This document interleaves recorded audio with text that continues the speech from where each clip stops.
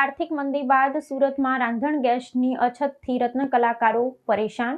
રાંધણ ગેસ પૂરો પાડવા અને વિતરણ વ્યવસ્થા સુધારવા કરાઈ માંગ। સુરત શહેરમાં ઈરાન ઇઝરાયલ યુદ્ધના પરિણામે વ્યાપેલી આર્થિક મંદીનો સામનો કરી રહેલા હીરા ઉદ્યોગના રત્ન કલાકારો હવે રાંધણ ગેસના બાટલાની તીવ્ર અછતના કારણે નવી મુશ્કેલીમાં મુકાયા છે। કાપડ ઉદ્યોગના શ્રમિકોની જેમ હવે હીરા ઉદ્યોગ સાથે સંકળાયેલા કારીગરો પણ રોજિંદા જીવન જરૂરી સુવિધાઓના અભાવે સુરત છોડી પોતાના વતન તરફ પલાયન કરે તેવી ગંભીર અને ચિંતાજનક સ્થિતિ નિર્માણ પામી છે। આ વિકટ સમસ્યાના નિવારણ અર્થે હીરા કારીગર સંઘ દ્વારા સુરત જિલ્લાના કલેક્ટરને એક આવેદનપત્ર પાઠવી સત્વરે ઉકેલ લાવવાની માંગ કરવામાં આવી છે। રજૂઆતમાં સ્પષ્ટપણે જણાવાયું છે કે સૌરાષ્ટ્ર તેમજ અન્ય રાજ્યોમાંથી આજીવિકા મેળવવા આવેલા પરપ્રાંતીય રત્ન કલાકારો પાસે સ્થાનિક રહેઠાણના નક્કર પુરાવા ન હોવાથી તેમને રાંધણ ગેસ મેળવવામાં ભારે હાલાકી ભોગવવી પડે છે। આથી પ્રશાસન દ્વારા અન્ય વૈકલ્પિક દસ્તાવેજોને માન્ય રાખીને તેમને આ આવશ્યક સુવિધા પૂરી પાડવામાં આવે તેવી અપીલ કરાઈ છે।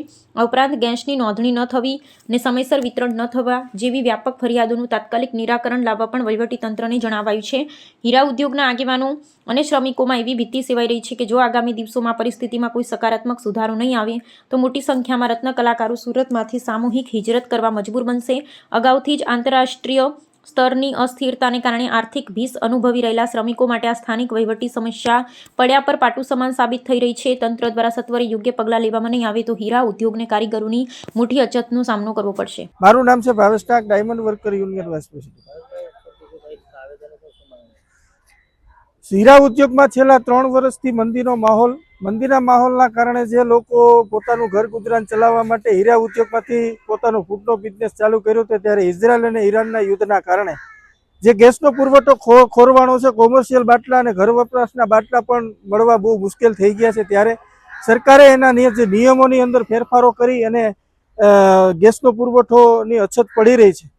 ત્યારે હીરા ઉદ્યોગની અંદર અને ટેક્સટાઇલ માર્કેટમાં અસંખ્ય કામદારો અહીંયા કામ કરે છે। ત્યારે હીરા ઉદ્યોગમાં 8 થી 10 લાખ રત્ન કલાકારો કામ કરે છે।